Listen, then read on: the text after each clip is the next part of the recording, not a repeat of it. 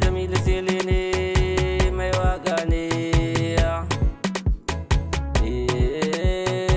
Labari na zan badawa kan yarinya ta masoyiya ta share hawaye na. Fari da yan mata, fari da taso zo zauna da ni da ke.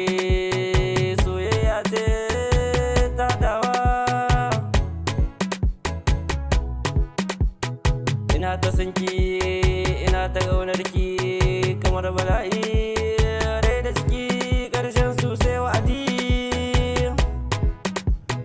A sanki na nisa ba na jin kira wai ke ba na yi. Fari da yan mata, fari da taso, 'yar makaranta, babbar yarinya.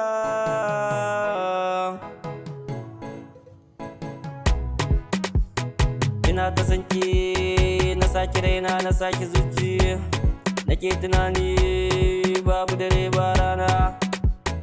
Abinci ba na ci, bacci ba na ke nake tunawa.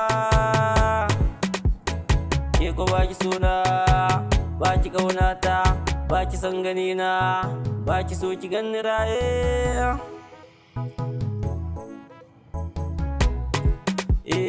Sai ki haƙuri, ki mun uzuri, ki tallafa min, ki agaza min. Share hawaye na, soyayya ce take ta jana, ba laifi na ne ba. Ni a gani na, a gan mutane ba laifi ne ba. Bari da yan mata, bari da taso, 'yar makaranta, babbar yarinya.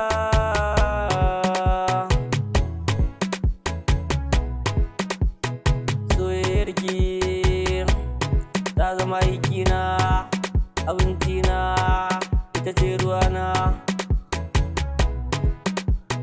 Ce nake idan baki rayuwa ta babu, ba za na dore ba. Ke kaɗai ce nake hangowa, na ji daɗi, zuciya ta yi wasu buni, za ta yi haskawa, rai zai yi sanyi. Bari da yan mata, bari da yan mata, 'yar makaranta, babbar yarinya. Bari da taso zo zauna, Jamilu Sele masoyi ne ni a gare ki. Ki bani dama, ki bani dama, na so kin ji. Auren kauna za mu yi ɗaurawa, mu sami yaya, mu sami yaya, 'yan makaranta. Ki ba su tarbiyya, kula da su. Bari da yar baba,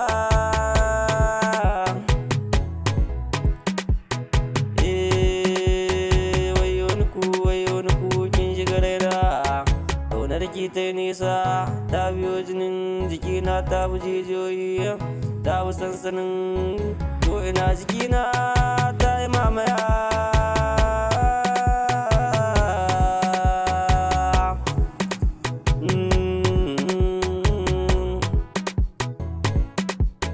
Bari da ji nake yi, dole sai da ke rayuwa ta za ta yi dorewa.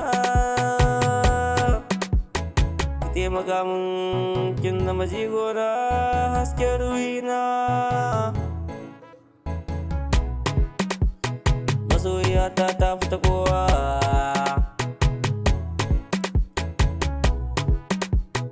zinariya ce fara kyakkyawa. Kwarjinin tana ban tsoro don tsabar kyawanta. Kyawun sura ya burge ni,